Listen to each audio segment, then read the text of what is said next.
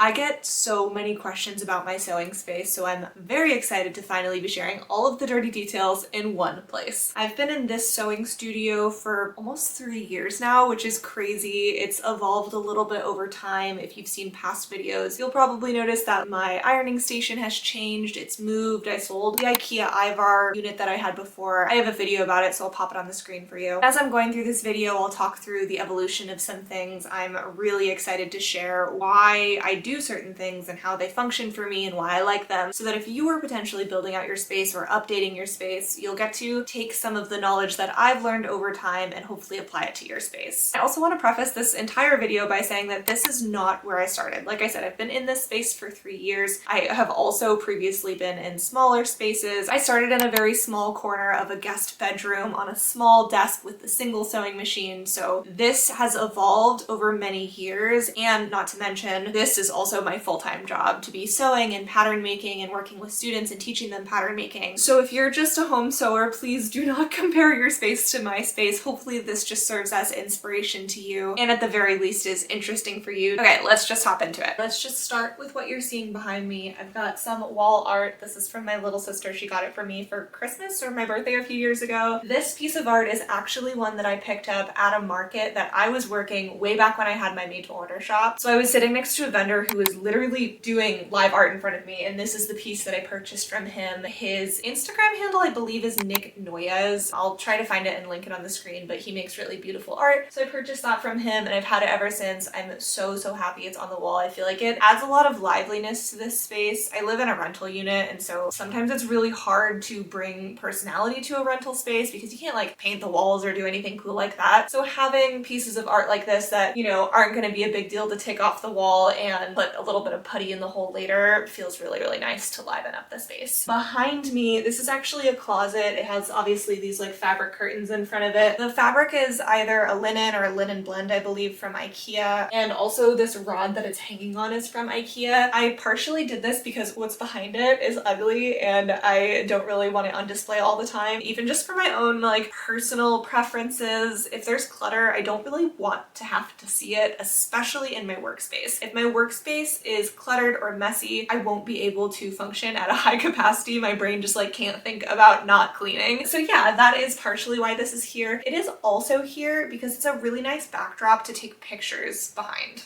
In front of. If you're in the sewing space and you regularly take pictures of yourself or Instagram, for example, to show off the garments that you're making, it can be really nice to have a designated area to take pictures and to feel really comfortable and like there's a clean background. That way the barrier to entry for actually making content is lower, and so it feels easier and therefore you can produce more content. So yeah, a little tip of advice if you're kind of in the making and sharing space. These here you might think are for decoration, but it's actually just my laziness showing. Both of these need a little bit of work. So this vest, here, I'll pull you in closer. Okay, so this vest is the Veronica vest by Just Patterns, and when I originally made it, I put this little clasp in here, and I like the concept of a clasp, but actually it doesn't work because every time I put it on and I wear it, it opens really easily just with like normal movement. And obviously I'm not trying to accidentally open my top regularly, so I need to put some sort of button or something on this, but I don't have any buttons in my stash that I think will look nice. And I actually think what would look the nicest is to have a button that's made out of the fabric, but I don't know how to do that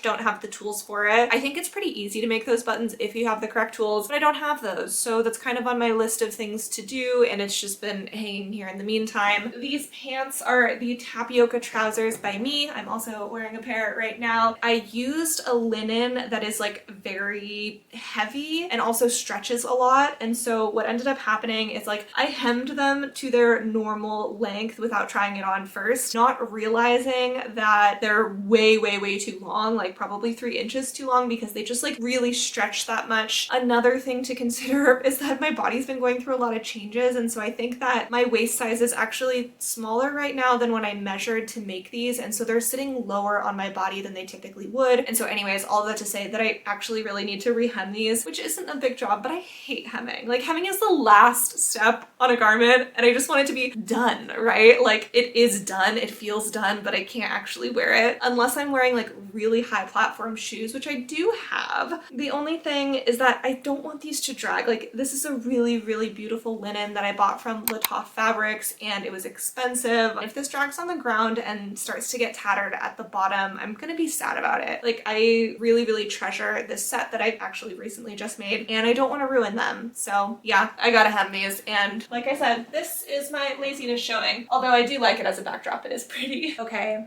You get a peek inside what's behind the closet, but don't judge me, okay? While this is my sewing space, this is also my home, and what's behind the closet is not only sewing and business related things, but we do use it as storage for other household items. We don't intend to live in this rental property forever. Of course, we would love to move and get our own place someday. And so some of the things that are behind this closet are literally just big boxes with the intention of moving. Like our TV box is in here, and like a box for our speaker is in here. So please don't judge me. Let's get into it.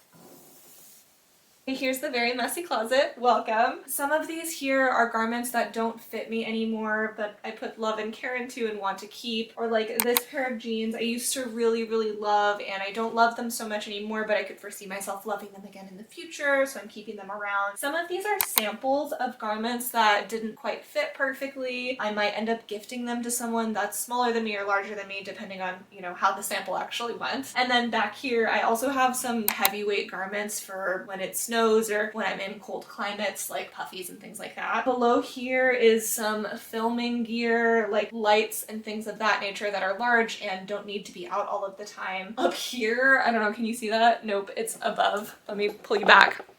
Up there is like a gajillion samples of the Louise jeans. If you've been following along, I've been working on a jeans pattern for ages. And as I mentioned earlier, my body's been changing a lot over the past few years. I've been gaining weight and losing weight. And so because I'm trying to work on a tight fitting garment for a pattern, it's really difficult as your body fluctuates. So I have 1,000,001 samples up there. I actually made an entire reel where I tried on every single one of my samples, and you can kind of see like some are super, super tight and some are too big, and it's just a whole adventure that I'm on with the Louise jeans. But anyways, that's where all of the samples have gone to die. Below it, I have more, like all of this is filming gear, and actually these things are filming gear as well. It's like a backdrop curtain situation. Over here, I also have some things that I'm mending for other people. So like 2 pairs of pants that I'm gonna hem for my little sister, and my other sister needed a buckle replaced on her backpack, so I'm working on that. And then even lower than that, I have an IKEA unit right here where I keep some like pressing stuff and all of that good stuff. And then behind the sewing stuff is more boxes that are, like I said, the TV box and stuff like that. I actually used to hang all of my fabric, which I really, really liked and wish I could still do. But part of the issue is that fabric is really heavy. And so I was starting to like distort the rod and I didn't want to break it. So I ultimately had to move my fabric off of it. I also acquired more fabric, so it didn't really fit in this space quite nice anymore. Plus the closet goes kind of deep in either direction and it was causing me to not be able to see all of the fabric, and when I can't see the fabric, I'm a lot less likely to use it, and I also want to make sure that I'm using the fabric that I have. So getting it off of this hanging system is working better for the current space that I have. However, in the future I might go back to the hanging system. I also kind of like that the fabric can be behind curtains, then I can open it up and be inspired by all of my fabric and then close it up if I need to. Okay, I'm having a little bit of a hard time getting a wide enough angle to show you everything that I want to show you on this wall, but behind me we have all of my sewing machines. We've got this one, and that one. Sorry, it's a little bit blown out because the window has these like ugly blinds on it. You know, if I didn't live in a rental unit, all of these windows in here would be covered by curtains because it's going to allow that like soft light to come through and not do this weird blown out situation that you're seeing right now. But that's just like putting more holes in a wall into a rental that we're going to have to fix, and so I ultimately decided that it was not worth it. But that is something to keep in mind. If I had known that we were going to be here for 3 years, I would have done that earlier on. But also it's kind of something that I've learned over time. The more that I've filmed, the more that I've realized that this is actually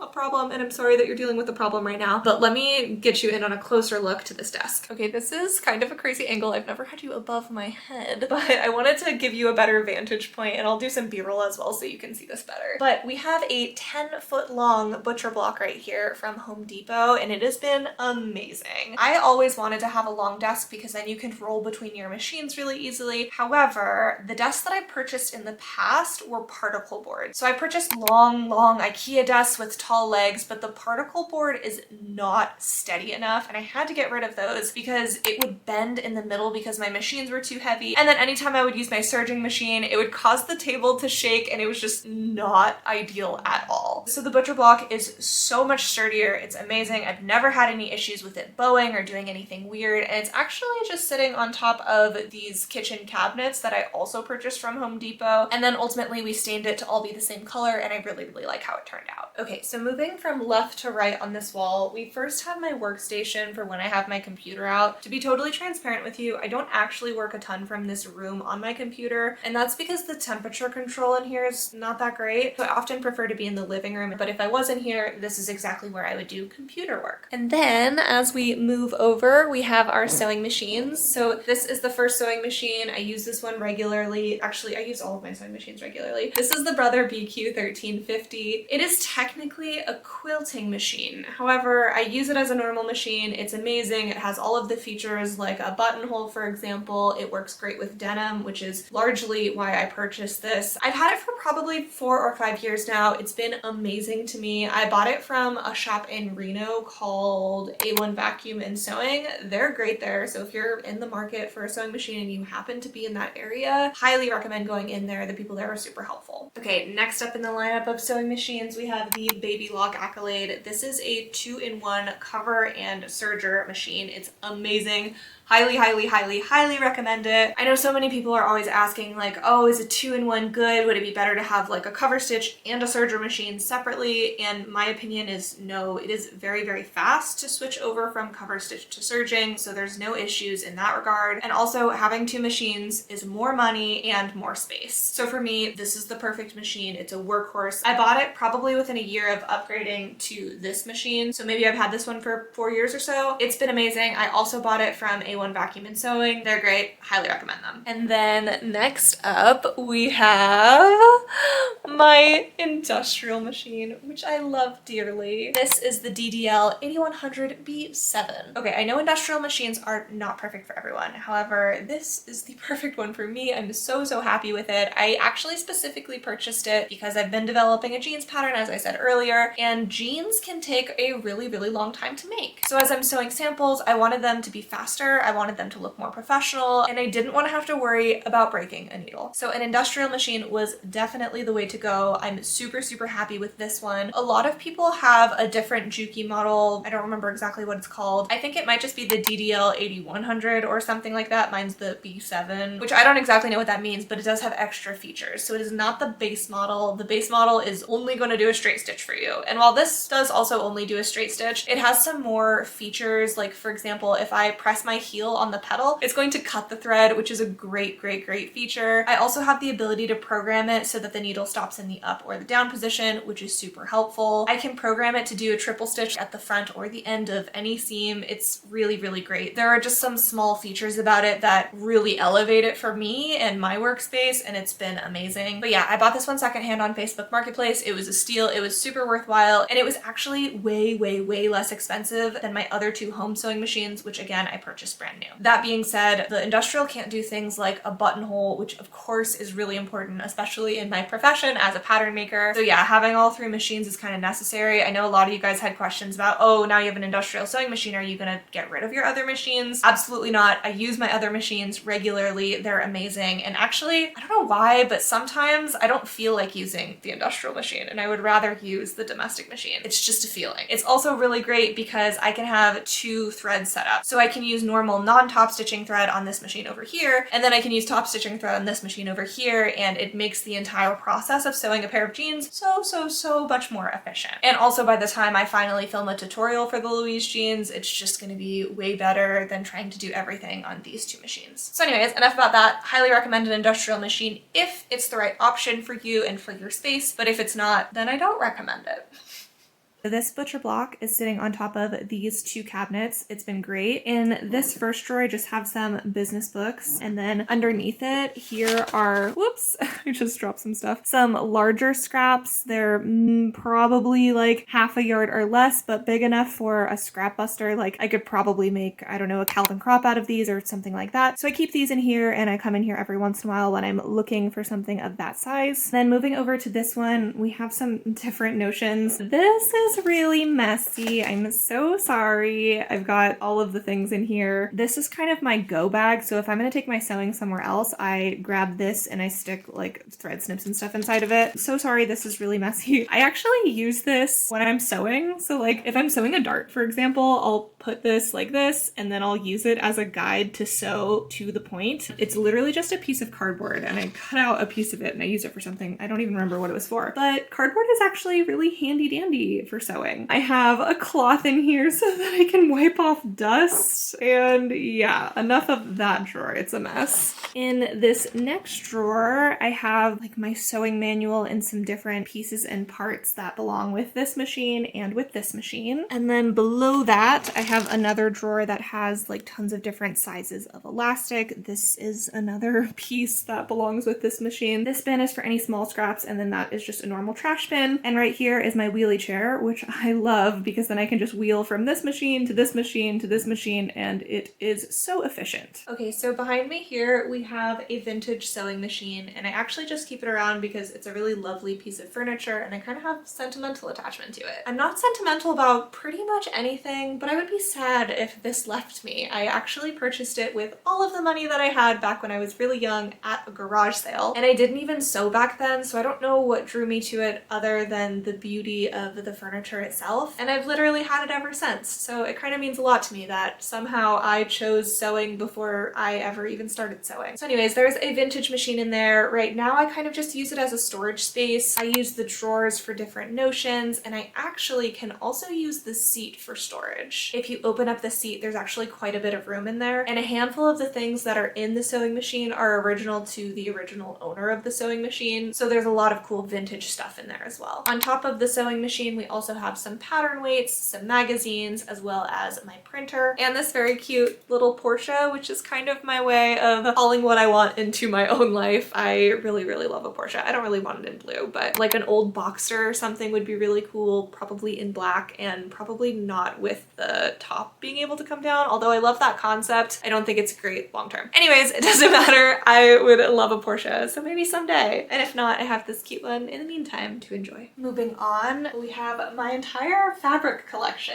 And you know, I wouldn't have previously called it a collection, but it has started to grow, so you might consider it a collection now. I used to be very, very minimalist about the fabric that I had in my stash, and that was partially because I previously lived in a place where there was this amazing fabric warehouse with tons of dead stock fabric, and I could literally just go multiple times a week. If I was ready to sew a project, I would go pick out the fabric and sew it that day. That was the dream. And then when I moved to where I live now, where there's not really good fabric stores nearby, I kind of have this need, or I don't know if it's a need, but at least a desire to purchase more fabric at one time when I do make a fabric purchase, because I can't go regularly to an amazing fabric store and just pick out what I'm going to use for that sewing project. Ultimately, that has led me to have more fabric in my stash than I previously did. I do have some sort of like complicated feelings about that because I don't want to overconsume or have too much, but then at the same time, this is my job and I need to have fabric on hand to sew samples and things of that nature. So anyways, there's no perfect way to do things. This is what's working for me right now, and maybe that will change in the future depending on where I'm living, where I have access to fabric stores and things of that nature. I do have it organized. So right here are bottom weights, mostly denim. I love denim, and I'm also in the middle of making a jeans pattern. So tons and tons of denim for that. A lot of this here on the denim rack is from Nick of Time Textiles. There are sometimes issues with their orders because they'll send you fabric you didn't order, or they'll send you more of a fabric than you ordered, but it's kind of an exchange because the fabric itself is actually quite nice and the prices are really good. They often have like 50% off all fabrics, which is just a steal. So I do recommend them, but I recommend them with caution. Down here we have some cottons and some knits. You'll probably notice that most of this is solid colors. I don't wear a ton of print, and so I typically purchase solids. And then even lower than this, we have some more knits, and below that, we have even more fabric. A lot of the fabric at the very bottom is from Latoff. I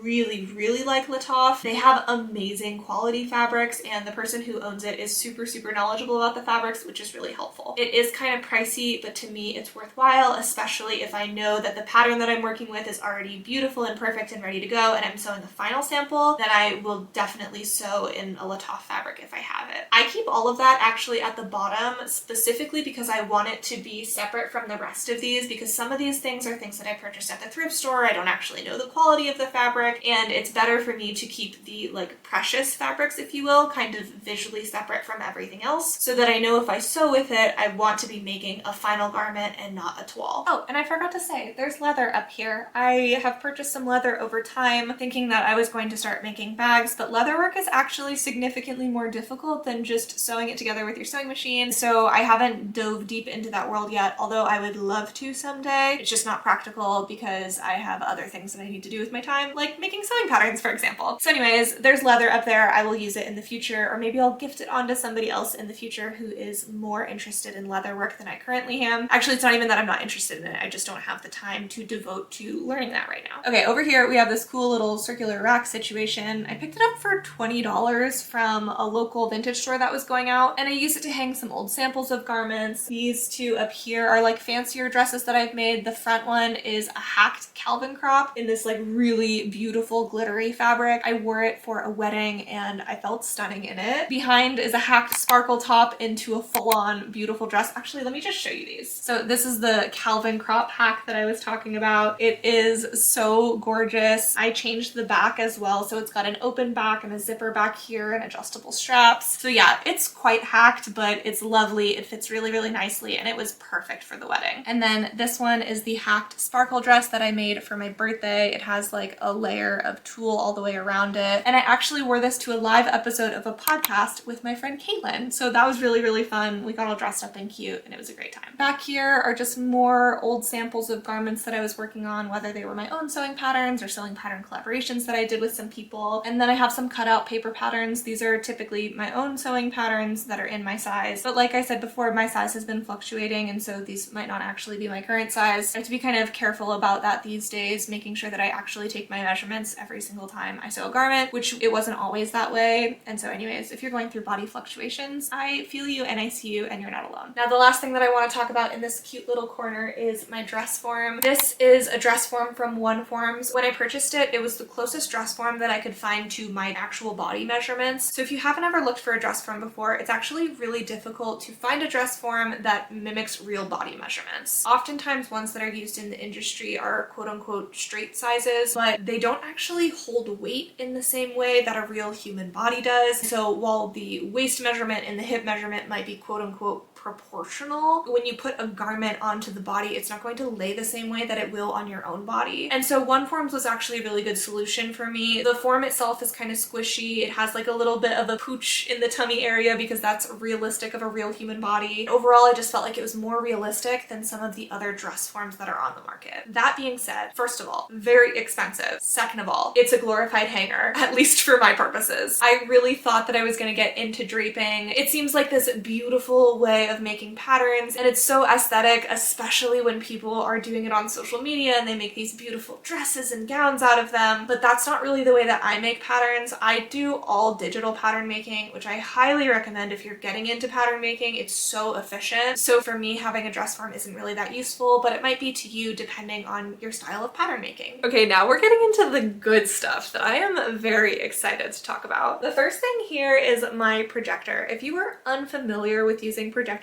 for sewing, it's kind of a game changer depending on who you are. I know not everyone's super tech savvy, so if this doesn't feel like the route you want to go, I'm not going to push it on you. However, for my purposes as a sewing pattern designer who makes a lot of different samples and needs to make small edits over and over and over again, this is such a good setup. So basically the way that it functions is if I have a sewing pattern that is digital, it is on my computer, I can literally just connect my computer to the projector and it's going to project the full size image of my pattern pieces onto fabric. fabric. There are of course things that you need to get used to, like for example, you can't put your entire body in front of the projection because then you won't be able to see it. So you might have to like maneuver around the fabric with your rotary cutter. Actually, that brings me to another point. Rotary cutters. You do need a rotary cutter and a cutting surface in order for this to work. If you use scissors, it's going to pick up the fabric, and by picking up the fabric, you are distorting the projection. So like I said, there are some minor complications, but they're not difficult. It's just things that you have to get used to. And once you're used to them, it's a really, really efficient way to start sewing patterns. And I don't just mean your own sewing patterns. Like if you purchase a pattern from somebody else, you can also project it. There are ways to do it even if they don't have a projector file. So highly, highly, highly recommend. If you have more questions about projectors for sewing, I can do a whole video on it because I know a lot of you guys ask me questions all of the time and I would love to dive into it even deeper. And actually, as we're talking about it, if you're currently using a projector and you're having a hard time with the calibration, highly recommend trying a new HDMI cable because that's what worked for me. It was a simple fix. I just had to buy a new one. The old one for some reason was just distorting the image. Anyways, let's move on to the cutting table because the cutting table is my pride and joy. I love this cutting table. I'm so proud of it. I did build it. Well, I didn't build it. My partner built it.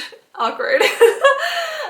Okay, so the cutting mat that is on top of the table is custom sized. I purchased it from a company called Drafting Steels. I'll go ahead and find a receipt for you to tell you how much it actually cost because I don't remember off the top of my head, but it was such a good investment. I've had it for years. It has served me so well, and for me, it was a super worthwhile investment. In fact, I remember being pleasantly surprised at the price. It was more affordable than I had expected it to be. I don't know what the prices are these days because like I said, I bought this years ago and I know that inflation has changed over the years. So the cutting mat is 4.5 by 5 feet and it is on top of a piece of plywood. Underneath the plywood is 2 cabinets that are on wheels. I got them for free on Facebook Marketplace. And then in between those 2 cabinets, for partially structural reasons and partially more storage reasons, is 2 shelves. On top of these shelves, I store my paper patterns. I have some pattern making books down there and just any other miscellaneous larger items that need to go somewhere. Inside of those cabinets are actually things that are from my old made-to-order brand. So I have packing slips down there and I have a box of things that I used to bring to the market when I did pop-ups. And yeah, just all of that old made-to-order brand stuff that I didn't really know what to do with and I also didn't want to part ways with. The next thing that I want to show you is my pegboard situation, which I am proud of for a few reasons. One is that I told you before, visual clutter really doesn't sit well with me, especially when I'm trying to work and be efficient. And I know that a lot of people love the way that the IKEA like Scatties boards looks with all of the sewing notions, and don't get me wrong, it's pretty, but it's not the first thing that I want to see when I walk into my space. And previously they were up on the walls at my old rental, which was fine, but when I moved here there were a few issues with that. One is that above my sewing machines is actually a window, so I can't put the pegboards there. And two is that even if we did put the pegboards on the walls, I knew eventually we'd move out of this rental and I didn't want to have to deal with covering up the holes again. So my solution was actually to put it on the back side of the table over here, which is perfect because I can be at this sewing machine like this in my swivel chair, swivel all the way around and have all of the threads and notions that I need right at my disposal, the same way that you would if the pegboards were up on the wall. But then it helps with like the visual clutter, like I was saying. It's still efficient. It's kind of, I was gonna say behind closed doors, but it's not behind closed doors. Like you can still see this, but when you walk into the room from this door and you look at this sewing space, it looks beautiful and clean and neat, which I love and value for whatever reason. So this is a great solution for me that I'm actually really excited to finally be sharing with you. Okay, now moving on, we have my ironing station. This is a Laura Star ironing station, which I purchased secondhand. I probably would not have purchased one of these brand new because they are so expensive, like literally thousands of dollars. I purchased this one secondhand, I believe for $500. So for me, that was a worthwhile price, especially because, like, you know, this is my entire business. I have had some little issues with it, but I got them fixed. It wasn't a problem. Basically what happened was that it was spitting water instead of steaming water, and so I got that fixed and it's not been causing me any issues since. This iron is like